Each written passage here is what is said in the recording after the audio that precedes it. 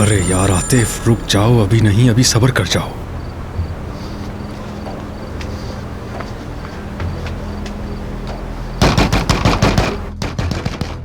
Gym आ गया। तुम ऐसा करो, कमरे में जाओ। अम्मी, आने दें उसे। जो होना होगा वो अब होके रहेगा। खोलें दरवाजा।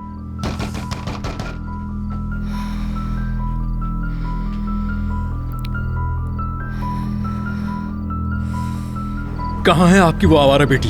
बहन है वो तुम्हारी, ज़बान संभाल के बात करो। वाकई?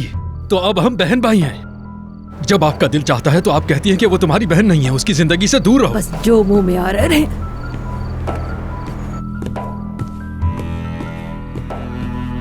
हनीफा खाला ने जो कहा, क्या वो सच है? क्या कहा है उन्होंने? अनजान मत बनो, तुम अच्छी तरह जानती हो कि क्या कह रहा हूँ मैं। मुझे वो नेकलेस दे दो। कोई नेकलेस नहीं है मेरे पास।